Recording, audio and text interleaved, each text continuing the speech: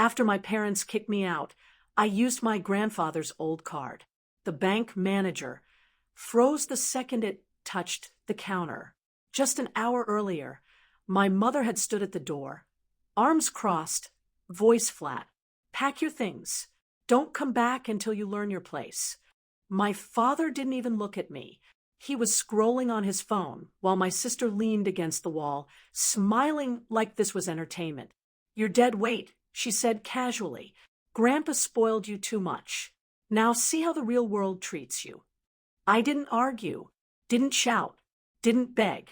I packed a small bag and left without saying goodbye. Outside, the rain had started, the kind that soaks you slowly, quietly, like it has time. I walked for nearly an hour before stopping in front of a bank I'd passed 100 times before, but never entered. In my pocket was my grandfather's old card. Worn edges, faded name. He had given it to me years ago and said only one thing: don't use this unless you really need to know who you are. I stepped inside. The bank was warm, quiet, polite, the kind of place where people like me weren't expected to walk in soaked and alone. The manager glanced at my clothes first, then at my face. Then he sighed, the way people do when they think you're about to waste their time. How can we help you? He asked, already reaching for the next file. I slid the card across the desk. The moment his fingers touched it, everything changed. His smile disappeared. His posture straightened. He stared at the name, then at the card again, as if hoping his eyes were wrong. He stood up so fast his chair scraped loudly across the floor. I need a moment, he said, suddenly careful, respectful. Other employees were looking now, whispering. I just stood there, silent, water dripping from my jacket onto the polished floor. The manager returned with trembling hands. Sir, he said softly, is this card yours? I nodded. He swallowed hard, and for the first time that day, someone looked at me like I mattered. I thought about my parents, about how easy it was for them to decide I was nothing, how loud people get when they think power is on their side. I realized something then. The noisiest people are usually the ones with the least control. I didn't smile, didn't explain, didn't ask questions. I simply waited. They thought they had won. They had no idea what I was about to do next. I didn't tell anyone what happened at the bank. Not my parents, not my sister, not even the few friends who messaged to ask where I'd gone.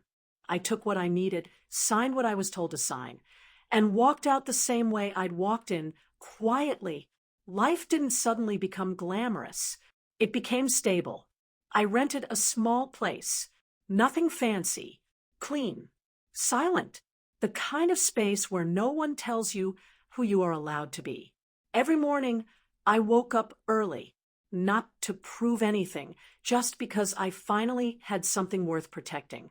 I worked, learned, listened more than I spoke. Money started to come in, slowly at first, then consistently. I didn't post about it, didn't announce wins, didn't correct anyone's assumptions. When people asked about my family, I just said, we don't talk much. That was true enough. Meanwhile, life at my parents' house wasn't as smooth as they'd expected. My sister burned through opportunities the way she burned through favors. Always confident, always loud, never prepared. My father started calling relatives for short-term help. My mother complained to neighbors about how ungrateful children were these days. Sometimes news reached me without my asking. Bills piling up, arguments turning public, pride slowly cracking. They still talked about me, though. He thinks he's independent now. My sister told someone at a family gathering. He'll be back when reality hits. Reality had already hit. It just hadn't hit me.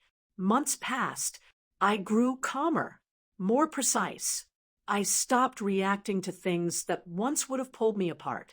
One afternoon, I got a call from an unknown number. I didn't recognize the voice at first, but I recognized the tone.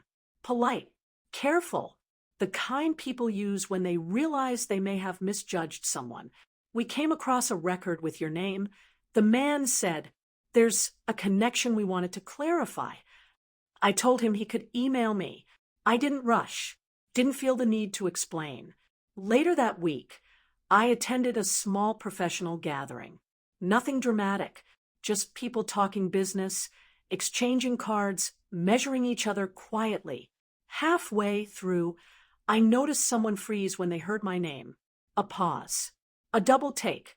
Whispers followed, low and unsure. I stayed where I was, listened, observed. For a brief moment, it felt like the truth was about to surface, like a curtain lifting too early. But I didn't step forward. I wasn't there to be seen. I was there to move forward. That night, I sat alone in my apartment and thought about how strange power really is, how it doesn't announce itself, how it grows best when no one is watching. They were still convinced I was struggling, still confident I'd fail loudly, the way they always had. They were still talking about me. I was already far ahead of them.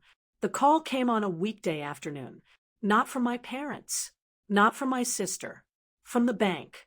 They asked if I could come in to confirm a few formalities. No urgency in their voice, but there was caution. When I arrived, the manager stood up before I even reached the desk. This time, he didn't look confused. He looked certain. A conference room, glass walls, quiet air. 2 other people were waiting inside. Older, well-dressed, focused. One of them spoke first. We didn't realize your grandfather had transferred full control, he said, sliding a folder across the table. The accounts, the holdings, the authority. No one raised their voice. No one needed to. They explained things carefully, like people do when they know they're speaking to the right person now. Then something unexpected happened. My father walked in. He looked tired, smaller, the kind of man who'd been arguing with bills instead of people lately. My mother followed, then my sister, still confident, until she saw me. The room went silent. The manager cleared his throat. We asked them here because their names were mentioned in previous records. He said, but there is no confusion anymore. My father stared at the folder, then at me. He started and stopped. My sister tried to laugh. This is a joke, right? No one answered her. The older man turned to me. Sir, we just need your signature to finalize the restructuring. I picked up the pen. My mother finally spoke. We didn't know, she said softly. If we had. I signed. That was it. I stood up, nodded to the people at the table, and turned to leave. Wait, my father said. His voice wasn't angry. It was uncertain. I'm not here to come back, I said calmly. I'm here to move forward. No accusation, no explanation, just truth. As I walked out, I realized something simple.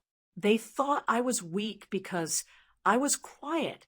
They didn't know I was simply busy becoming strong.